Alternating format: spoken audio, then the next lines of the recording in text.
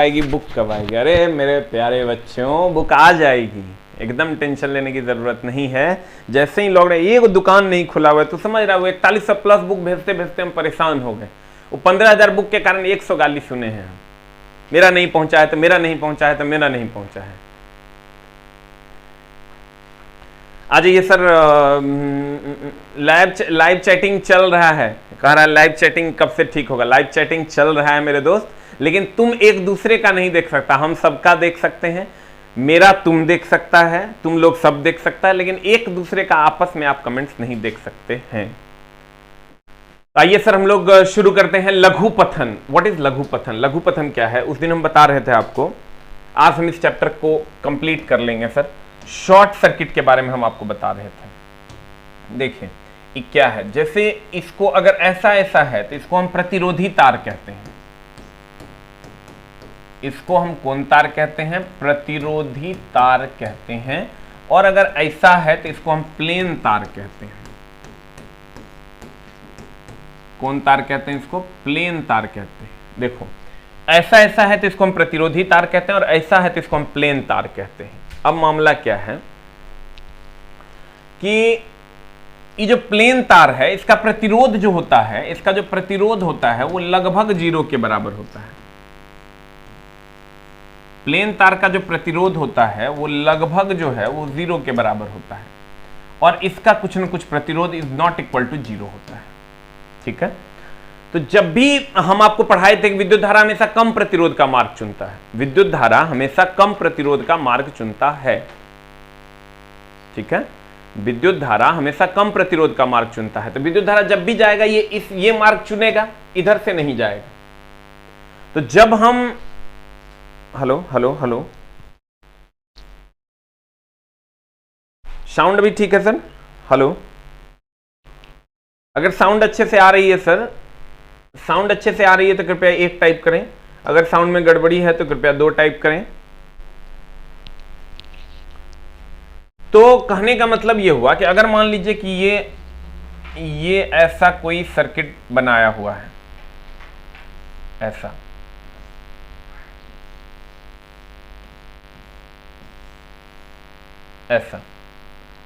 तो विद्युत धारा जब भी जाएगी सर, हेलो साउंड घटघटा रहा है क्या रे? हेलो हेलो हेलो, अगर साउंड ठीक है तो 1 टाइप करें सर। ALP बनना है, एकदम बनना है सर। हाँ एकदम बनना है सर, क्योंकि हमको भी सर ख्वाहिश है कि हम ट्रेन को ऐसे ऐसे हाथ दें और ट्रेन रुक जाए। वो कैसे होगा? तो तुम लोग ALP बनेगा तभी ना होगा रे। कहते हैं अगर विद्युत धारा को यहां से अगर विद्युत धारा को प्रवाहित करते हैं हम, ध्यान दीजिएगा सर, अगर हम विद्युत धारा को यहां से प्रवाहित करते हैं इधर से, तो ये 1 नंबर का मार्ग चुनेगी। एक इधर से विद्युत धारा का प्रवाह होगा, इधर से विद्युत धारा का प्रवाह नहीं होगा। तो कहने का मतलब यह हुआ कि विद्युत धारा का प्रवाह हमेशा कम विरोध के रास्ते से होता है। इसमें सर प्रतिरोध का मान लगभग 0 हो जाएगा, वोल्टेज का मान भी लगभग 0 हो जाएगा, लेकिन धारा का प्रवाह महत्तम हो जाएगा। इसलिए धारा का प्रवाह महत्तम हो जाएगा क्योंकि रुकावट है ही नहीं, विद्युत धारा के मार्ग में कोई प्रतिरोध नहीं है। तो कहते हैं, ध्यान दीजिएगा, हमने आपको क्या कहा, क्या क्या होगा, या प्रतिरोध और वोल्टेज का मान लगभग 0 हो जाएगा, और धारा का मान क्या हो जाएगा? महत्तम हो जाएगा। तो कहते हैं कि लघुपथन, शॉर्ट सर्किट होने पर प्रतिरोध का मान लगभग 0 हो जाता है और वोल्टेज का मान भी 0 हो जाता है, जबकि धारा का मान जो है वो बहुत ही ज्यादा बढ़ जाता है। धारा का मान इसलिए बढ़ जाता है क्योंकि इसका प्रतिरोध लगभग 0 के बराबर होता है। अब देखिए खुला परिपथ क्या है, कुछ छोटे छोटे पॉइंट्स हैं जिसको हम लोगों को देखना है। व्हाट इज खुला परिपथ? Open circuit. ओपन, एक होता है क्लोज सर्किट, एक होता है ओपन सर्किट। ये अगर ऐसा है, साउंड ठीक है, इसको हम कहते हैं ओपन सर्किट। और जब ये ऐसा हो जाता है, जब ये ऐसा हो जाता है, इसको हम कहते हैं क्लोज सर्किट।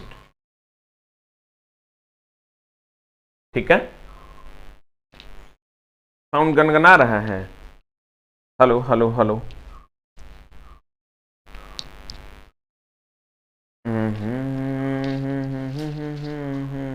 देखिए गनगना रहा है, कान के पास इसे लेके सुनो। गनगना रहा है, बच्चा झूठ थोड़ी बोलेगा। एक बार निकाल के लगाओ फिर से। जैसे ये ओपन सर्किट है और ये क्लोज सर्किट है। अगर ओपन सर्किट है, इसमें विद्युत धारा का प्रवाह नहीं होता है।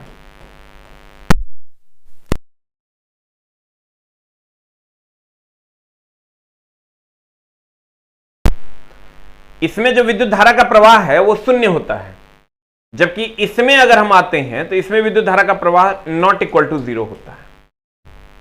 समझिएगा सर, ओपन सर्किट में विद्युत धारा का प्रवाह नहीं होता है, इसीलिए चप्पल पहन के आप 220 वोल्ट के करंट को ऐसे छू लीजिएगा, आपको करंट नहीं लगेगा, क्योंकि चप्पल है तो बीच में सर्किट को ओपन कर देता है। तो ओपन सर्किट में विद्युत धारा का प्रवाह क्या होता है? शून्य होता है। तो I बराबर V बराबर होता है आई आर, तो R बराबर हो जाएगा V बाई आई।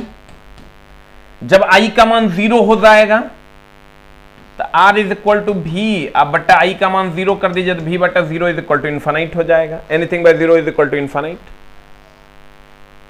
इसका मतलब खुले परिपथ में विद्युत धारा का मान जो होता है, खुले परिपथ में विद्युत धारा का मान शून्य होता है, प्रतिरोध का मान अनंत होता है। ठीक हुआ रे? नहीं, देखो खुले परिपथ में, देखिए कहते हैं रंजीत जी की सर एएलपी बनना है और कुछ नहीं, यही जुनून होना चाहिए। कहते हैं सर, हम तो कहते हैं ग्रुप डी जिनका है वो ग्रुप डी एग्जाम भी मत देने जाओ, जरूरत नहीं हो, मां घटिया नौकरी है। अगर तेरे पास आईटीआई की डिग्री है तो चुपचाप आराम से एएलपी की वैकेंसी का वैसे ही इंतजार करो जैसे एक मछुआरा अपनी मछली का इंतजार करता है। कहते हैं प्यारे बच्चों कि अगर R बराबर V बटा आई है तो R is equal to V बटा 0 इज इक्वल टू इनफाइनाइट, यानी प्रतिरोध का मान अगर धारा का प्रवाह का मान शून्य है तो प्रतिरोध का मान अनंत हो जाएगा, लेकिन वोल्टेज का मान शून्य नहीं होगा। अब एगो बात बताओ, एगो बैटरी है यहां, एगो दूगो तार जोड़ के हम छोड़ देंगे तो क्या वोल्टेज का मान 0 हो जाएगा? बैटरी 0 हो जाएगा, वोल्टेज वोल्टेज का मान 0 नहीं होगा। अब ध्यान दीजिएगा, कहते हैं कि अगर ओपन सर्किट है, अगर कौन सर्किट है? ओपन सर्किट है, तो ओपन सर्किट में विद्युत धारा का प्रवाह का मान शून्य होता है। अब विद्युत धारा प्रवाह का मान शून्य होगा तो anything by 0 is equal to infinite, प्रतिरोध का मान अनंत होगा। लेकिन वोल्टेज का प्रवाह का मान 0 नहीं होगा। वोल्टेज इसलिए 0 नहीं होगा क्योंकि बैटरी लगा हुआ है, तो वोल्टेज 0 कैसे होगा? कुछ ना कुछ वोल्टेज होगा। यही 3 बातें हैं, लेकिन ये 3 बातों में कुछ नहीं पूछेगा, तुमको एक को चीज पूछेगा, और वो है खुले परिपथ का प्रतिरोध कितना होता है? अनंत होता है। खुले परिपथ का जो प्रतिरोध होता है वो प्यारे बच्चों कितना होता है? खुले परिपथ का प्रतिरोध अनंत होता है। अब देखिए, कहता है खुला परिपथ है, खुला परिपथ है तो V is equal to I R हो गया, R is equal to V by I हो गया। अब V बटा आई के जगह पर 0 दे देंगे तो इनफाइनाइट हो जाएगा, यानी प्रतिरोध का मान जो हो जाएगा, यानी प्रतिरोध का जो मान होगा, प्रतिरोध का जो मान हो जाएगा वो कितना हो जाएगा? इनफाइनाइट हो जाएगा। धारा का प्रवाह शून्य हो जाएगा। वोल्टेज का मान लेकिन नॉट इक्वल टू 0 होगा। वोल्टेज इसलिए नॉट इक्वल टू 0 होगा, वोल्टेज इसलिए नॉट इक्वल टू 0 होगा, वोल्टेज इसलिए नॉट इक्वल टू 0 होगा, वोल्टेज नॉट इक्वल टू 0 होगा। क्यों? क्योंकि भैया ओपन सर्किट है, तो इसका ही मतलब थोड़े है कि बैटरी से 2 तार जोड़ के निकाल देंगे बाहर में, 2 तार निकाल देंगे बाहर में तो वोल्टेज का मान 0 हो जाएगा। जो बैटरी का वोल्टेज है वो होबे करेगा। अब देखो, एएलपी में चला 175 नंबर में 160 नंबर तो हम ही पढ़ाएंगे, 40 नंबर का तो खाली फिजिक्स है मेंस में, अब 75 नंबर का हम है इधर ट्रेड। हम सिलेबस पर भी चर्चा कर देंगे। अब देखो, तो कहते हैं खुला परिपथ में विद्युत धारा का मान शून्य होता है, होबे करता है, विद्युत धारा का प्रवाह नहीं होता है। खुला परिपथ में वोल्टेज का मान शून्य नहीं होता है। भैया बैटरी लगा हुआ था, वोल्टेज का मान शून्य कैसे होगा? खुले परिपथ में प्रतिरोध का मान अनंत होता है, इसको मार लो VBI। ये पूछेगा। अब कहता है 1 कूलम बराबर 6.25 × 10⁻18 इलेक्ट्रॉन होता है, ये आपको पता है। 1 फैराड बराबर 96,500 कूलम होता है। अब देखो घर में जो व्यय विद्युत ऊर्जा है उसको हम सर किलोवाट आवर में व्यक्त करते हैं। 440 कैसे होगा? जब 220 वोल्ट का पावर सप्लाई जो हमारे घर में आता है वो एक और 220 वोल्ट से मिल जाएगा, एक और 220 वोल्ट से मिल जाएगा, तो 220 440 हो जाएगा। अब देखो किलोवाट आवर या यूनिट की अगर हम बात करें, किलोवाट आवर या यूनिट, ध्यान दीजिएगा, किलोवाट आवर या यूनिट किसको कहते हैं? तो किलोवाट आवर या यूनिट जो होता है वो होता है VIT/1000, voltage into current into time बटा 1000। वोल्टेज करंट टाइम बटा 1000। टाइम जो है वो आवर में होगा, वोल्टेज वोल्ट में होगा और आई एम्पियर में होगा। इसी V इंटू आई को हम P भी लिख सकते हैं, P इंटू टी बटा 1000। क्यों? क्योंकि power is equal to voltage into current होता है। नहीं कुछ हो ना तो सबको गुना करके 1000 से भाग दे दो, आंसर उतना यूनिट आ जाएगा। कहते हैं घरों में व्यय विद्युत ऊर्जा को किलोवाट आवर में व्यक्त करते हैं, किलोवाट आवर में व्यक्त करते हैं, दैट इज VIT/1000 यानी P इंटू टी बटा 1000। सबको गुना करके 1000 से भाग दे देते हैं। तो कहते हैं घरों में व्यय विद्युत ऊर्जा की माप कैसे करते हैं? तो घरों में व्यय विद्युत ऊर्जा की माप किलोवाट घंटा या यूनिट में किया जाता है। किलोवाट यानी कुल शक्ति गुना कुल समय बटे 1000 बोलिए, यानी P इंटू टी बटे 1000 बोलिए, या VIT/1000 बोलिए, दोनों में से जो बोल दीजिए। अब सर सवाल है आपके सामने, शॉर्ट सर्किट में वोल्टेज का मान, सर देखिए शॉर्ट सर्किट में ना पोटेंशियल डिफरेंस 0 हो जाता है। शॉर्ट सर्किट जब ये होगा पोटेंशियल डिफरेंस का मान 0 होगा, क्योंकि विद्युत धारा का प्रवाह बहुत तेजी से होने लगता है, पोटेंशियल डिफरेंस को 0 कर देता है। एक घर में 220 वोल्ट है, 40 वाट की 5 बल्ब लगे हैं और 5 घंटे प्रतिदिन 30 दिन तक बल्बों द्वारा एक माह में व्यय ऊर्जा यूनिट की संख्या का मान बताइए। तो चला अगर यूनिट निकालना है हमको यानी किलोवाट आवर निकालना है, किलोवाट आवर निकालना है यानी VIT/1000 हो जाएगा। सबको गुना करो, 220 वोल्ट है और 40 वाट है। देखो एक चीज का ध्यान रखना कि फॉर्मूला या तो होता है VIT/1000 या तो ये वाला लगाओ या P इंटू टी बटे 1000 लगाओ। अब अगर तुम वोल्टेज करंट और टाइम तीनों दिया हुआ तो ये फॉर्मूला लगा दो, पावर और टाइम दिया हुआ तो ये फॉर्मूला लगा दो। तुम देखो यहां वोल्टेज दिया हुआ है लेकिन करंट कहीं भी दिया हुआ नहीं है, तो इसका मतलब ये फॉर्मूला नहीं लगेगा, इसका मतलब ये फॉर्मूला लगेगा, यानी P इंटू टी बटे 1000। यानी इस 220 वोल्ट को कंसीडर हम लोग नहीं करेंगे, इसका प्रॉपर ध्यान रखना, 220 वोल्ट को कंसीडर नहीं करेंगे। अगर यानी करंट भी दे दिया रहता तब voltage into current into time लगाते, लेकिन यहां सर पावर दिया हुआ है तो पावर इंटू टाइम लगाएंगे क्योंकि करंट तो है नहीं। अब यहां अगर मान लेते हैं तुम VIT/1000 लगाते हो, मान लेते हैं कि तुम लगा देते हो, तो V का मान तो 220 वोल्ट ले लोगे, लेकिन करंट क्या लोगे?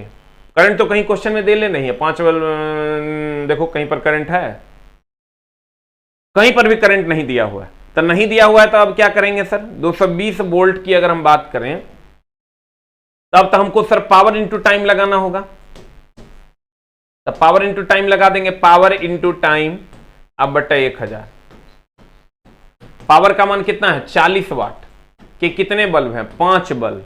कितना घंटा डेली चल रहा है? 5 घंटा 30 दिन तक। ये हो गया पावर टोटल पावर हो गया 40 वाट के 5 बल्ब हैं, तो 40 गुना 5 हो गया पावर, और टाइम हो गया 5 घंटे प्रति दिन और 30 दिन तक, तो 5 गुना 30 हो जाएगा, ये हो गया आवर अब बटा 1000। अब इसको गुना भाग कर दो, आंसर बता दो जल्दी से कितना आ जाएगा? 30 यूनिट आ जाएगा। आंसर आ जाएगा सर 30 यूनिट। अब आते हैं सर विद्युत परिपथ में निम्न द्वारा प्रदर्शित किया जाता है, रेड, येलो और ब्लू इससे फेज को प्रदर्शित करते हैं, ग्रीन से अर्थ को संपर्क प्रदर्शित करते हैं, और न्यूट्रल को सर ब्लैक से। कहता है अगर आप देखे होंगे पोल पर, पोल अगर आप कभी देखे होंगे सर, तो पोल पर देखिए एक वायर यहां से गुजरता है, एक वायर यहां से गुजरता है, एक वायर यहां से, ये जो सबसे ऊपर वाला होता है इसको हम अर्थ कहते हैं, अर्थ यानी भू संपर्क कहते हैं। एक बार यहां से एक बार यहां से एक बार सबसे ऊपर से गुजरता है, तो ये जो सबसे ऊपर वाला होता है ये अर्थ होता है। तो वही ये कह रहा है उच्च वोल्टेज ट्रांसमिशन में सबसे ऊपर भू संपर्कित चालक रहता है और इसके बाद क्या रहता है, फेज रहता है। यहां ये अर्थ रहता है और ये दोनों जो होता है, ये दोनों जो होता है ये फेज होता है। अब चलते हैं सर कुछ महत्वपूर्ण बातों पर। वैलिडिटी सर जब तक आप पढ़िएगा पढ़िए ना, एकदम आप भी पढ़िए, अपने धियापुता को भी पढ़ाइए। वैलिडिटी के लिए टेंशन नहीं लेना है। कहते हैं VIT/1000 या P/T/1000 होता है। इसके बाद हम लोग चलते हैं सर नेक्स्ट पर। अगला जो पॉइंट है हमारा वो है किसी भी व्यक्ति के लिए अगर कोई व्यक्ति सुरक्षित रहता है तो मिनिमम 9 मिली एम्पियर होना चाहिए। इससे ज्यादा की धारा अगर उससे प्रवाहित होगी तो वो खतरे में आ जाएगा। किसी भी मनुष्य का प्रतिरोध जो होता है शरीर का वो 1000 ओम होता है। और ऋण आवेश मतलब सर निगेटिव चार्ज हो गया आपका, ये तो आप सब जानते हैं। इलेक्ट्रॉन पर 1 यूनिट का ऋण आवेश होता है। कुछ ब्रिज है जिसको हम लोग सर जानेंगे। कहते हैं 9 मिली एम्पियर तक की धारा मनुष्य के लिए सुरक्षित है। मनुष्य के शरीर का प्रतिरोध 1000 ओम होता है, इतना तक को वो झेल लेगा। अर्थ में करंट नहीं लगेगा सर। अब देखिए कहते हैं ब्रिज कुछ कुछ आपको जानना होगा, इसको हम डिटेल में यहां पढ़ा देते हैं, फिर सर हम लोग आगे बढ़ेंगे। एक तो रेजिस्टेंस नापने के लिए ब्रिज होता है, रेजिस्टेंस यानी प्रतिरोध नापने के लिए ब्रिज होता है। एक इंडक्टेंस नापने के लिए ब्रिज होता है और एक ब्रिज होता है कैपेसिटेंस नापने के लिए।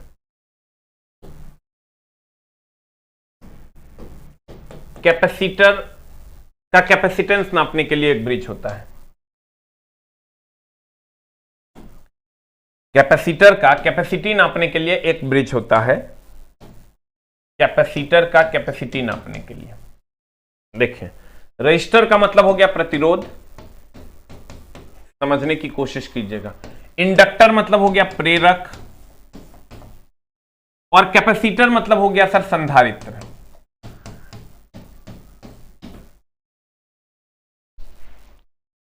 अगर हम प्रतिरोध नापने के लिए जो ब्रिज यूज करते हैं उसको हम कहते हैं व्हीटस्टोन ब्रिज। पहला ब्रिज जो है हमारा वो है व्हीटस्टोन ब्रिज। इससे सर हम कम या अधिक दोनों प्रतिरोध नापते हैं। और दूसरा है हमारा केल्विन ब्रिज। केल्विन ब्रिज से केवल कम प्रतिरोध नापते हैं, कम प्रतिरोध नापते हैं। ध्यान दीजिएगा, रेजिस्टेंस से हम लोग सर व्हीटस्टोन ब्रिज से हम लोग कम या अधिक प्रतिरोध नापते हैं और केल्विन ब्रिज से कम प्रतिरोध नापते हैं। उसके बाद आता है सर हमारा इंडक्टेंस। इंडक्टेंस की चलो इंडक्टेंस और कैपेसिटेंस को हम लोग अगले पेज में बात कर लेते हैं। ये तो दो हो गया जो रेजिस्टेंस को नापता है। उसके बाद एक होता है इंडक्टेंस यानी प्रेरक नापने वाला ब्रिज, प्रेरकत्व नापने वाला ब्रिज। और एक होता है कैपेसिटी नापने वाला ब्रिज यानी संधारित्र की धारिता नापने वाला ब्रिज। आप यूं कहें संधारित्र की धारिता नापने वाला ब्रिज यानी कैपेसिटी नापने वाला ब्रिज। और ये इंडक्टेंस नापने वाला ब्रिज। वैसे ये आपको आगे पढ़ना है और, लेकिन यहां भी देख लीजिए। तो कहते हैं ये होता है DSW और ये होता है MHA। DSW का मतलब यहां हो गया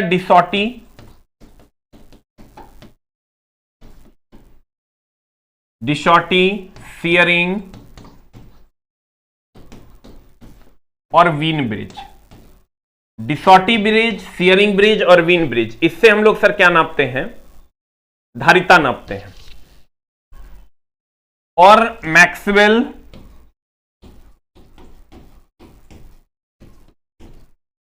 हेज और एंडरसन, मैक्सवेल, हेज और एंडरसन से सर हम प्रेरकत्व नापते हैं। हम सर बच्चों को यही याद करने बोलते हैं, DSW MHA, DSW MHA, DSW MHA, DSW MHA, DSW MHA, DSW MHA, DSW, DSW MHA, DSW MHA, DSW MHA, DSW MHA. अब अगर ई नहीं पता चले एग्जाम हॉल में कि डीएसडब्ल्यू किसका है और एमएचए किसका है, देखो सी के जस्ट बाद डी होता है। हम भी ऐसे ही अभी जब लिख रहे थे तो दिमाग में रिमाइंड किए थे कि सी के जस्ट बाद डी होता है, तो ये डीएसडब्ल्यू हो जाएगा कैपेसिटी नापने के लिए, तब एमएचए हो जाएगा प्रेरकत्व नापने के लिए। उसके लिए तो दो है, एगो व्हीटस्टोन ब्रिज है, एगो केल्विन ब्रिज है। यहां वीन ब्रिज जो है ये फ्रीक्वेंसी को भी नापता है, और सियरिंग ब्रिज जो है ये सर परावैद्युत नियतांक को भी नापता है। अब वीन ब्रिज फ्रीक्वेंसी यानी आवृत्ति को भी नापता है। अब देखो हम क्या बोले तुमको, DSW MHA, DSW MHA, DSW De Sauty Schering और वीन ब्रिज। वीन ब्रिज आवृत्ति भी नापता है, धारिता भी नापता है। सियरिंग ब्रिज कैपेसिटी भी नापता है यानी धारिता भी नापता है, और परावैद्युत नियतांक को भी नापता है। और उसके बाद एमएचए हो गया, मैक्सवेल, हेज और एंडरसन, ये प्रेरकत्व को नापता है। कहते हैं किसी व्यक्ति के सुरक्षित रहने के लिए 9 मिली एम्पियर की धारा उपयुक्त है, उससे ज्यादा होगा तो मामला गड़बड़ा जाएगा। मानव शरीर का प्रतिरोध 1000 ओम है, इलेक्ट्रॉन पर 1 यूनिट का ऋण आवेश वहन करता है। अब व्हीटस्टोन ब्रिज अज्ञात प्रतिरोध को मापता है। व्हीटस्टोन ब्रिज किसको नापता है? अज्ञात प्रतिरोध को नापता है। अभी तुरंत बताते व्हीटस्टोन ब्रिज और केल्विन ब्रिज। अब कहता है सियरिंग ब्रिज से कैपेसिटी मापा जाता है। सियरिंग ब्रिज से क्या नापा जाता है? अभी तुरंत बताए थे डीएसडब्ल्यू, कैपेसिटी के लिए डीएसडब्ल्यू यानी सियरिंग ब्रिज, डिसॉर्टी और वीन ब्रिज। तो सियरिंग ब्रिज से क्या नापते हैं? कैपेसिटी नापते हैं। मैक्सवेल ब्रिज हम बोले थे एमएचए, एमएचए से सर मैक्सवेल हो गया, मैक्सवेल से प्रेरकत्व तो नापते हैं, तो कहता है इंडक्टेंस मापा जाता है। सियरिंग ब्रिज से रिलेटिव परमिटिविटी भी नापा जाता है। सियरिंग ब्रिज से सर, सियरिंग ब्रिज से धारिता तो नापवे करते हैं, रिलेटिव परमिटिविटी भी नापते हैं, यानी एप्सिलॉन नॉट तुम कह सकता है। केल्विन ब्रिज से निम्न प्रतिरोध को मापा जाता है। अभी तुरंत बताए थे केल्विन ब्रिज से निम्न प्रतिरोध नापा जाता है। वीन ब्रिज से फ्रीक्वेंसी भी नापा जाता है। देखो डीएसडब्ल्यू जो है वीन ब्रिज से धारिता भी नापते हैं और वीन ब्रिज से आवृत्ति भी नापते हैं। अब देखो कहता है अगर कोई दो तार है, अगर कोई दो तार एक दूसरे के समानांतर जा रहे हैं, अगर कोई दो तार है वो एक दूसरे के समानांतर जा रहे हैं, एक दूसरे की सीध में जा रहे हैं, अगर कोई दो तार है मान लो और वो एक दूसरे के सीध में जा रहे हैं, ये दो तार है और एक दूसरे के सीध में जा रहे हैं, तो अगर एक दूसरे के सीध में धारा को लेके जा रहे हैं दोनों में आकर्षण होगा। ऐसे भी सर हम जिधर जा रहे हैं उधर भी आप भी जाइएगा तो आकर्षण होगा, एक दूसरे के विपरीत जाइएगा तो क्या होगा? विकर्षण होगा। अगर ई धारा इधर जा रहा है, ई धारा इधर जाएगा तो एक दूसरे में विकर्षण होगा। एक और क्वेश्चन आपको पूछेगा, समान दिशा में आकर्षण, विपरीत दिशा में विकर्षण। एक और क्वेश्चन आपको पूछेगा कि कैसे आप पता करोगे कि कोई भी करंट जो है वो एसी है कि डीसी है? कोई भी करंट एसी है कि डीसी है कैसे पता चलो? तो देखो अगर आप किसी बाल्टी में डाल देते हो और बाल्टी में डालने के बाद अगर मान लो ये तार आपने बाल्टी में डाल दिया, अगर बुलबुला दिया, अगर बुलबुला दिया इसका मतलब वो डीसी है, और अगर बुलबुला नहीं दिया इसका मतलब वो एसी है। अगर बुलबुला दिया तो इसका मतलब डीसी है, बुलबुला नहीं दिया तो इसका मतलब वो एसी है। देखो ये इसमें अगर याद नहीं रहे, देखो डी में बुलबुला है तो बुलबुला देगा तो एसी डीसी है, बुलबुला नहीं देगा तो एसी है। ध्यान दीजिएगा सर, अगर अगर अगर अगर बुलबुला दिया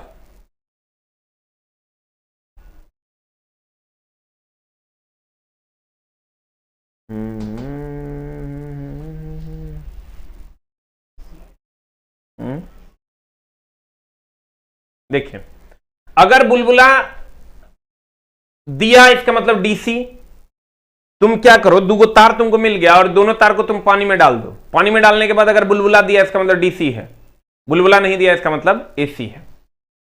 तो देखो वही बातें यहां हैं। कहते हैं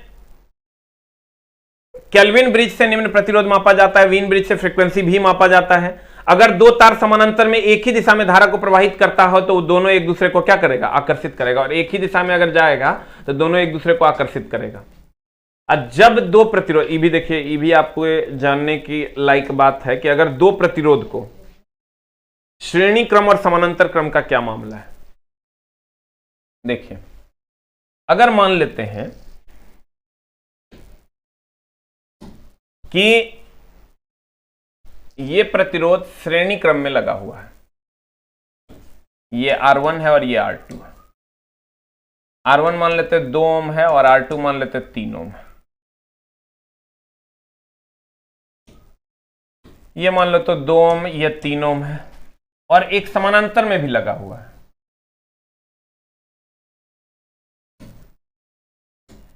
समानांतर में अगर दो प्रतिरोध लगा हुआ है, ये R1 है और ये R2 है, और ये मान लेते हैं सर 2 ओम है और ये 3 ओम है। ध्यान देना, बड़ा डेप्थ की बात है सर। ये 2 ओम है और ये 3 ओम है।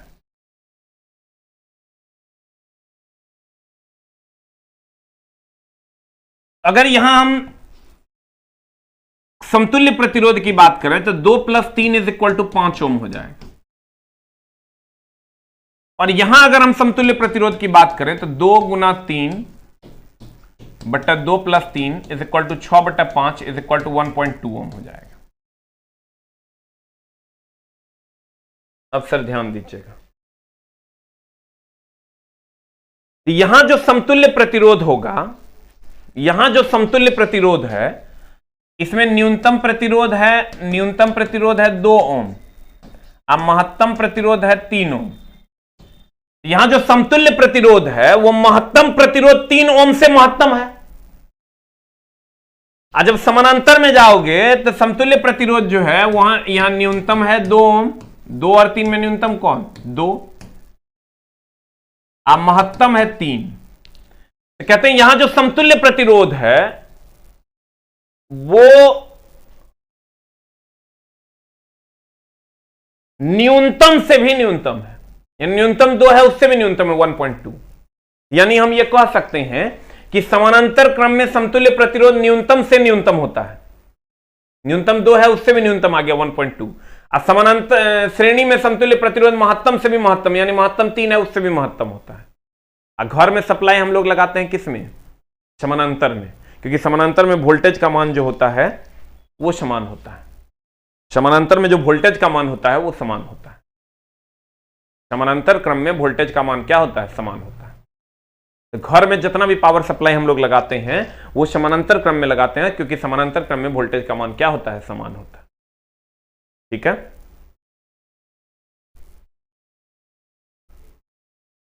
कहते हैं, ध्यान दीजिएगा, समानांतर क्रम में समतुल्य प्रतिरोध जो होता है 1.2, ये न्यूनतम 2 जो है उससे भी न्यूनतम है। आज श्रेणी क्रम में समतुल्य प्रतिरोध महत्तम 3 है, महत्तम से भी महत्तम होता है। और घर में जो पावर सप्लाई होता है वो सारा सप्लाई समानांतर क्रम में होता है, क्योंकि समानांतर में वोल्टेज का मान समान होता है। ठीक है, अब देखिए, कहते हैं जब दो प्रतिरोधों को समानांतर में जोड़ा जाता है तो परिणामी प्रतिरोध निम्न प्रतिरोध से भी कम होता है। यानी R = अगर हम 2 × 3 बटा 2 + 3 करते हैं तो समतुल्य जो होगा 1.2 ओम के बराबर होगा। पानी में अगर सप्लाई के 2 तारों को डाला जाता है और दोनों तार के पास बुलबुले बनते हैं तो वह DC होते हैं, और यदि बुलबुले बने बिना पानी गर्म हो जाता है तो वो क्या होता है? AC होता है। घरों में लगे उपकरण विद्युत सप्लाई के साथ समानांतर में लगे हुए होते हैं। इसका कारण है एक समान वोल्टेज। एक समान वोल्टेज होने के कारण सर वो समानांतर में लगे हुए होते हैं, तब सब में वोल्टेज आपको समान मिलेगा। अब देखो, कहते हैं आदित्य, ये जो वहां से चैप्टर का पीपीटी, ये जो पीपीटी था इसमें ट्रेड वाला अलग था और ये वाला साइंस वाला अलग था ना। इसमें कुछ और पार्ट हम जोड़े हैं, वो पार्ट कहाँ है? इसमें कुछ पार्ट और जुड़ा है, वो पार्ट इसमें है नहीं, उसको बोलो देखेगा। नया वाला जो ट्रेड वाला है ना, वहां से बोलना कॉपी करके, तब उसका इसके बाद भी पीपीटी है, लगभग 15-20 लाइन एलपी वाला में से जोड़े हैं। देखो, पहले हम सर यहीं तक पढ़ाते थे, लेकिन जो एलपी का एग्जाम हुआ है उसमें कुछ और जोड़ा गया है। ठीक है, तो वो पीपीटी अभी अवेलेबल नहीं है, अगले क्लास में हम फिर उसको भी पढ़ाएंगे। क्योंकि एएलपी का जो अभी रिसेंट का और डीएमआरसी का एग्जाम हुआ है उसके रिगार्डिंग उसको देखते हुए कुछ प्रश्नों को मैंने कुछ वन लाइनर्स को इसमें जोड़ा है जो आपके लिए जरूरी है, उसको भी हम लोग देखेंगे अगले क्लास में। अभी तो सर यहीं तक ही पीपीटी को रखा है, लेकिन अगले क्लास में फिर हम लोग इससे आगे भी देखेंगे। एक बार हम फिर से देखते हैं सर, गौर फरमाइएगा। अगर हम खुले परिपथ की बात करें, ध्यान दीजिएगा सर, अगर हम खुले परिपथ की बात करें तो खुले परिपथ में विद्युत धारा का एक बार हम फिर से यहां से आपको समझा देते हैं, ध्यान दीजिएगा। मनुष्य के लिए 9 मिली एंपियर तक की धारा सुरक्षित है और मनुष्य के शरीर का जो प्रतिरोध होता है वो 1000 ओम के बराबर होता है। 1000 ओम के बराबर होता है मनुष्य के शरीर का प्रतिरोध। अगर हम बात करें सर प्रतिरोध की, तो प्रतिरोध नापने के लिए हम लोग व्हीटस्टोन ब्रिज का प्रयोग करते हैं जो कम या अधिक दोनों प्रतिरोध को नापेगा। एक केल्विन ब्रिज होता है जिससे हम कम प्रतिरोध को नापते हैं। उसके बाद प्रेरकत्व के लिए एमएचए और धारिता के लिए डीएसडब्ल्यू का उपयोग करते हैं। ठीक है, एमएचए डीएसडब्ल्यू, एमएचए डीएसडब्ल्यू। समान दिशा में जाएगा तो आकर्षण होगा, विपरीत दिशा में जाएगा विकर्षण होगा। बुलबुला देगा तो डीसी, नहीं देगा तो एसी। और अगर श्रेणी में जोड़ेंगे तो समतुल्य प्रतिरोध महत्तम से महत्तम होगा और समानांतर में जोड़ेंगे तो न्यूनतम से न्यूनतम होगा। एक बार सर हम जो टॉपिक एक छोड़े थे वो किरचॉफ का दूसरा नियम, उसको भी हम हम लोग पढ़ लेंगे चूंकि अभी टाइम है। और फिर सर हम लोग अगली क्लास में जो वो बचा हुआ है उसको भी देखेंगे। देखो ये है क्या, हम इसको थोड़ा सा डिटेल कर देते हैं, नहीं तो मामला गड़बड़ा जाएगा।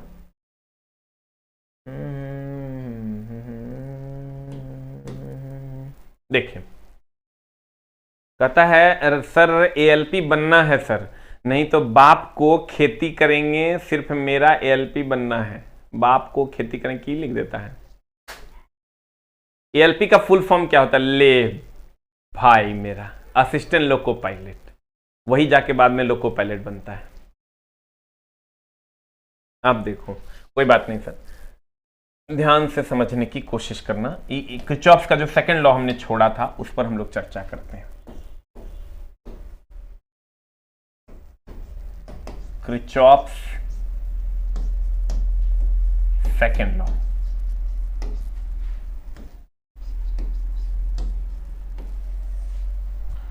किरचॉफ का जो सेकंड लॉ है क्या है?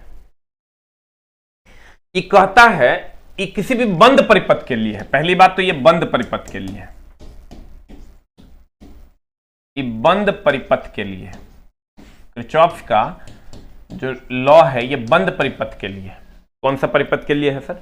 खुले परिपथ के लिए नहीं है। किसी भी बंद परिपथ में विद्युत धारा का प्रवाह जो होता है, विभवों का कुल योग जो होता है वो 0 के बराबर होता है। विभवों का जो कुल योग होता है वो 0 के बराबर होता है। अब ध्यान दीजिएगा, हमने कहा आपको कि किसी भी बंद परिपथ के में कुल विभव का मान 0 होता है। यह कहता है किरचॉफ का कैवां लॉ, दूसरा नियम। अब ध्यान दीजिएगा सर, उसमें डीपी ये नहीं लगाया। नमस्कार है, आज पर्यावरण दिवस है, 5 जून है, आपको भी पता है। आज हमने सर एक वीडियो भी अपलोड किया है, उम्मीद करते हैं आप लोग देखिएगा। पर्यावरण दिवस पे आज चला, हमने 500 पेड़ लगाए हैं, 500 प्लस पेड़ हमने आज लगाए हैं। अभी तक नहाए भी नहीं है पेड़ लगाने के चक्कर में, अब जाएंगे तो नहाएंगे।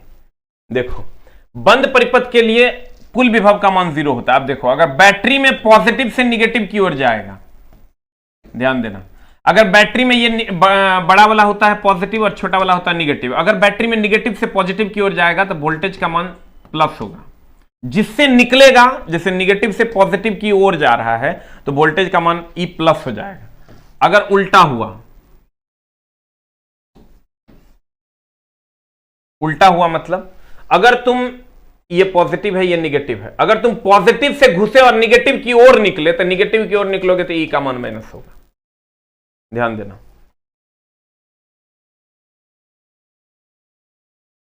अगर अगर अगर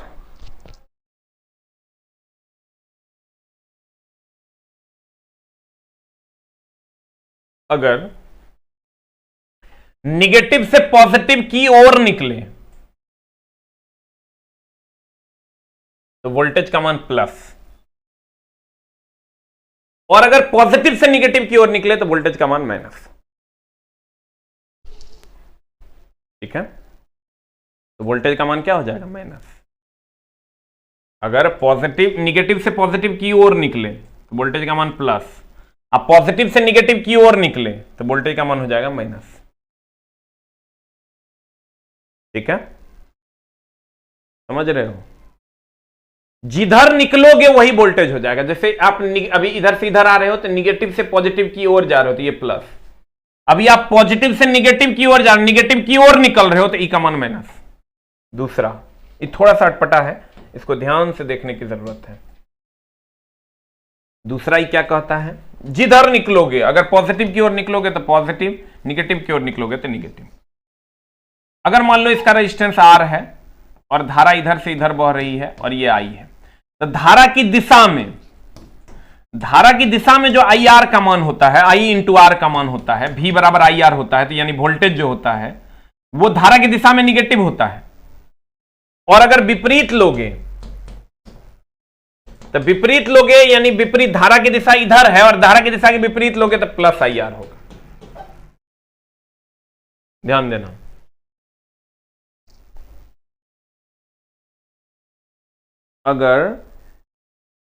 अगर धारा की दिशा में हुआ तो आई आर का मान प्लस होगा, माइनस होगा। धारा की दिशा में अगर लोगे, दिशा में लोगे आई आर तो माइनस, और धारा के विपरीत लोगे तो आई आर का मान प्लस होता है। अब बैटरी में क्या होता है? निगेटिव से पॉजिटिव की ओर निकलोगे तो प्लस, अब पॉजिटिव से निगेटिव की ओर निकलोगे तो माइनस। क्लियर? धारा की दिशा में लोगे तो आई आर का मान माइनस, और धारा के विपरीत लोगे तो आई आर का मान प्लस। वही बात है, देखो केवीएल विधि से विद्युतीय परिपथ को हल करने की विधि। बैटरी में पॉजिटिव से निगेटिव की ओर चलते हुए बैटरी का वोल्टेज निगेटिव लिया जाता है, पॉजिटिव से निगेटिव चल रहे हैं। आप बैटरी में निगेटिव से पॉजिटिव यानी पॉजिटिव की ओर निकलेंगे, यानी किधर की ओर निकलेंगे? पॉजिटिव की ओर निकलेंगे।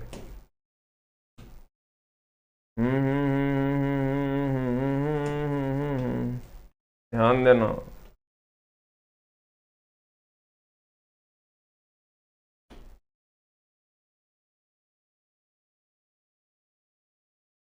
मैं कहूं, देखो अगर हम बैटरी में निगेटिव से पॉजिटिव की ओर चलते हैं तो वोल्टेज का मान धनात्मक लेते हैं। निगेटिव से पॉजिटिव की ओर लेंगे तो पॉजिटिव लेंगे, अब पॉजिटिव से निगेटिव की ओर निकलेंगे तो निगेटिव लेंगे।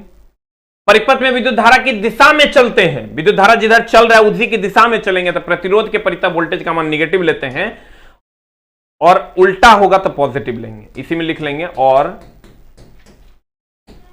उल्टा होगा तो पॉजिटिव लेंगे। वो पीडीएफ कहां मिलेगा सर? पीडीएफ फिजिक्स का तो नहीं मिलता है, फिजिक्स का पीडीएफ आपको फिजिक्स की किताब ही मिलती है फुल। फिजिक्स का पीडीएफ नहीं मिलता है, फिजिक्स की किताब मिलती है। अब देखो हम फिर से समझाते हैं, ध्यान देने की कोशिश करना।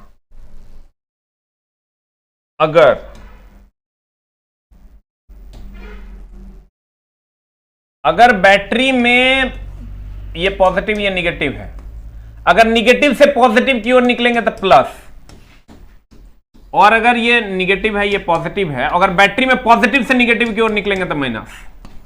अगर ये धारा बह रही है और ये रेजिस्टेंस करंट का मान है, तो धारा की दिशा में अगर लेंगे तो आई आर का मान हो जाएगा माइनस, अब विपरीत लेंगे तो हो जाएगा प्लस। ये आपको ध्यान में रखना होगा। अब देखिए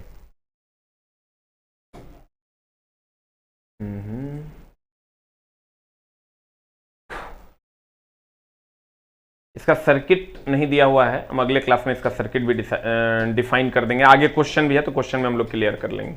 अब इसका हम एक बार रिवीजन कर देंगे तुमको, और जो रेस्ट पार्ट है उसको पढ़ाएंगे, तब क्वेश्चन की दुनिया में चलेंगे। एक बार हम चलते हैं सर फिर से। हमने कहा व्यक्ति के लिए कितना मिली एम्पियर तक सेफ है? 9 मिली एम्पियर। कितना मैक्सिमम प्रतिरोध होता है? 1000 ओम। और अगर हम बात करें सर घर में जो सप्लाई होता है वो किस में होता है? समानांतर में होता है। इसलिए होता है क्योंकि समानांतर में वोल्टेज समान होता है। डीसी में बुलबुला देगा, एसी में बुलबुला नहीं देगा। और डीएसडब्ल्यू एमएचए की हमने बात की थी। डीएसडब्ल्यू एमएचए, डीएसडब्ल्यू हो गया कैपेसिटी के लिए, एमएचए हो गया प्रेरकत्व के लिए। वीन ब्रिज प्रतिरोध फ्रीक्वेंसी भी नापता है और शेयरिंग ब्रिज से रिलेटिव परमिटिविटी भी नापते हैं। उसके बाद प्रतिरोध नापने के लिए हमने कहा एक व्हीटस्टोन ब्रिज है, एक केल्विन ब्रिज। व्हीटस्टोन ब्रिज कम या ज्यादा नापता है, केल्विन ब्रिज केवल कम प्रतिरोध को नापता है। उसके बाद फेज और न्यूट्रल अर्थ के बारे में हमने बताया। उसके बाद हमने बताया कि अगर कोई पोल है और पोल पे जो सबसे ऊपर जाता है वो अर्थ जाता है, नीचे में फेज रहता है। सही है। घर में समानांतर में रखते हैं। समानांतर में जो समतुल्य प्रतिरोध होता है वो न्यूनतम से न्यूनतम और श्रेणी में महत्तम से महत्तम होता है। ठीक है, तो आज की कक्षा हम लोग यहां समाप्त करेंगे। कुछ बचे हुए पार्ट्स हैं जिसको हम लोग अगले कक्षा में पढ़ेंगे, क्योंकि इसमें हम सर जोड़े हैं। ये पहले हम यहां तक पढ़ाते थे, लेकिन अब इसमें कुछ जोड़े हैं, तो वहां से सर हम लोग अगले क्लास में थोड़ा सा पढ़ेंगे। उसके बाद रिवीजन करेंगे, फिर क्वेश्चन डिस्कशन की ओर चलेंगे। Thank you very much, love you all.